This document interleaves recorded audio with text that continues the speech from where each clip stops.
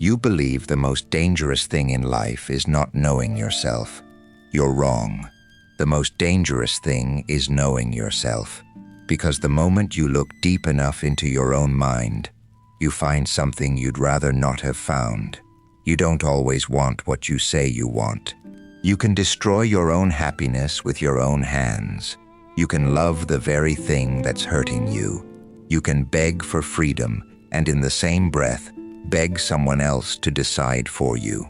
You can believe in God and hate Him at the same time. You can reject every rule of morality and still not sleep at night because of guilt.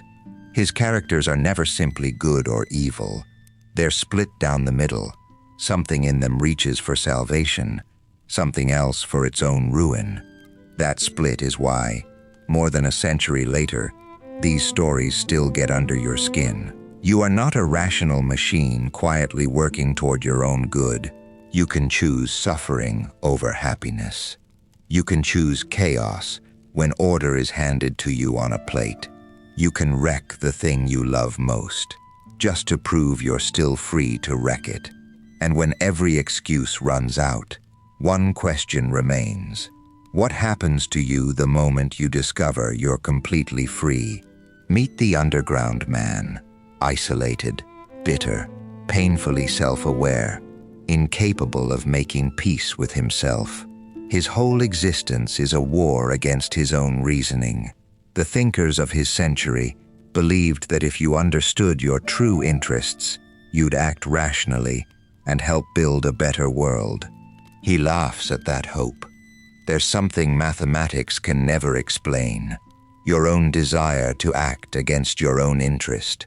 Tell yourself that 2 + 2 is 4, and that logic says you should chase your own happiness. You might still answer that you'd rather 2 + 2 = 5, not because it's true, because you need to prove you're not a cog in someone else's machine. Your freedom might include the right to destroy your own happiness. You don't only want what's best for you. You want to choose, even when the choice is absurd, even when it breaks you. Maybe irrationality isn't a flaw in being human. Maybe it's the core of it. Any system built to organize your life perfectly is really just building you a prison. Freedom is never simply a gift. It can also be a curse. You want it because you want to be the author of your own existence. But that same freedom sentences you to the possibility of ruining everything. If someone built a perfect world where you got exactly what you wanted, would you still have a reason to rebel? You would. You might tear paradise apart with your own hands, just to prove it can't force you to be happy. Freedom isn't only the ability to choose between good and evil. It's the ability to choose against what everyone else insists is good for you. You don't only want happiness, you want to be its author, even if it costs you the happiness itself. The underground man carries an almost unbearable weight of self-awareness. He overthinks every word, every gesture, every humiliation. The more he understands himself, the less capable he becomes of acting. Awareness can become a disease. There's a point where reflection stops giving you wisdom and starts giving you paralysis. Before you act, you've already lived out every consequence in your head. After you act, you replay every detail and eventually start hating yourself simply for having moved at all. The consciousness meant to set you free becomes the cell you live in. Maybe you discover you can't stop thinking, but maybe thinking too much is its own way of not living at all. Now meet Raskolnikov, from Crime and Punishment. He believes certain extraordinary people have the right to step over ordinary moral law. He imagines history's great figures had to commit crimes to force real change into the world. If you believe you have a higher purpose, does that give you the right to kill for it? Raskolnikov doesn't just want to commit a murder. He wants to test a theory about what a human being can be, to find out if he belongs among the extraordinary.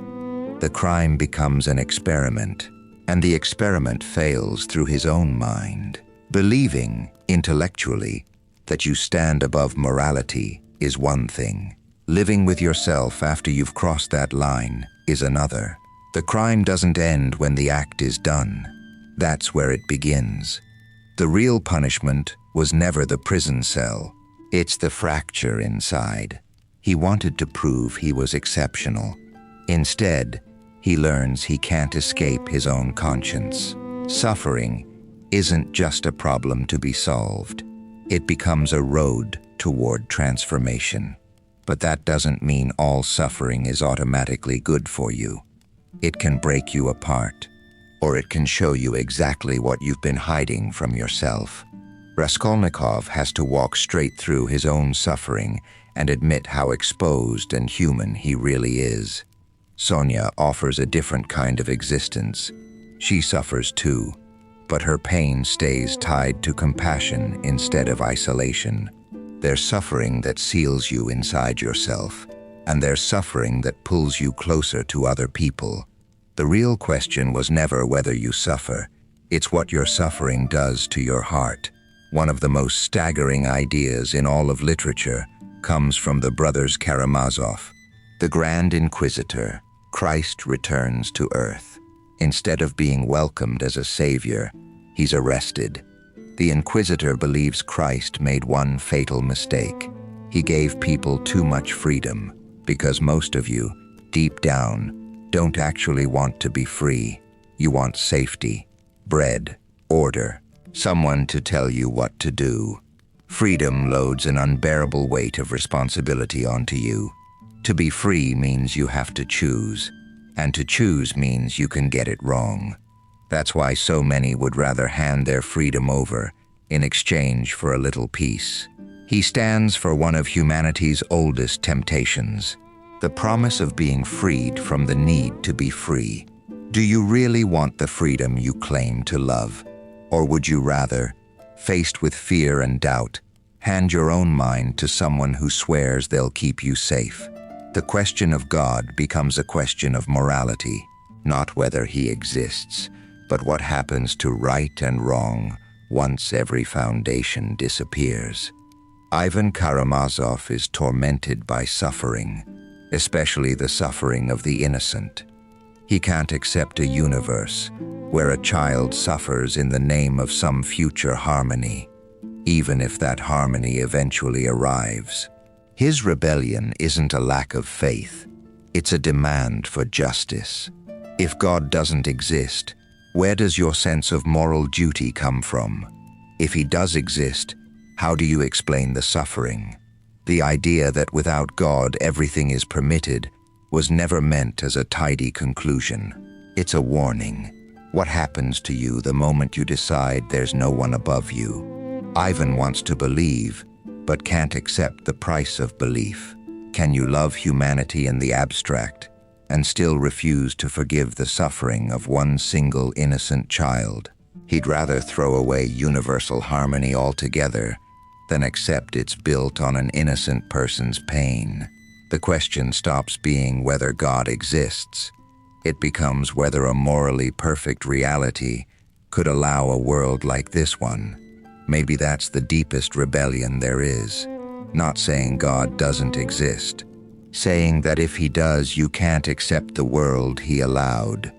A man starts out believing he possesses an idea. Slowly, the idea starts possessing him. This is how fanaticism is born. The danger starts the moment you believe you hold the absolute truth. A fanatic doesn't need to hate people. He can genuinely believe he loves them, and it's precisely because of that love he feels entitled to destroy them. The gambler isn't chasing money. He's chasing that single moment when everything might change. Sometimes you don't want what you could actually have. You want what keeps slipping just out of reach. The instant you finally get it, the spell breaks. So he keeps playing, not to win, to keep wanting something. The addiction was never about the reward. It's about hope. Then picture a deeply compassionate man walking into a world ruled by pride and vanity. Prince Mishkin, from The Idiot. What happens if a truly good person enters a world that has no idea what to do with goodness? His goodness makes people uncomfortable because real compassion exposes just how cruel everyone else has gotten away with being.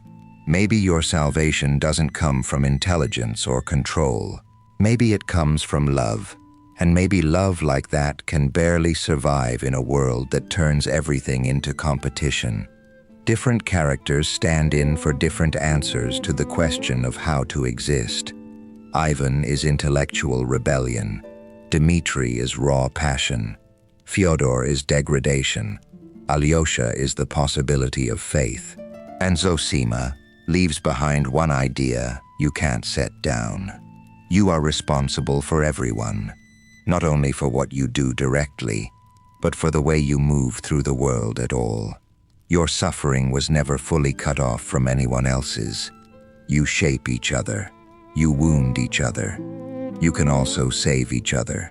That's why the human being can never be pinned down to one single definition. You are free, and also a slave to your own desires, rational, and constantly acting against reason anyway, chasing happiness while capable of choosing suffering instead, searching for truth while capable of preferring a comfortable lie, reaching for God while capable of hating Him, rejecting God while still haunted by the question of Him, wanting to be loved while capable of wrecking the very thing you love. This is where it becomes hardest to sit with. After all this, you can't look at yourself as a simply rational creature anymore.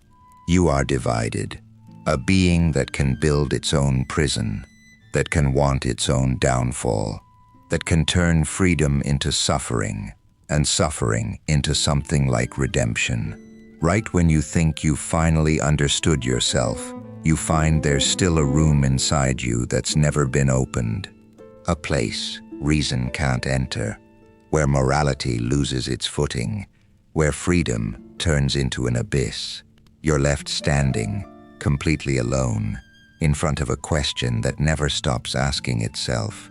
What is actually left inside you when every certainty you had is finally gone?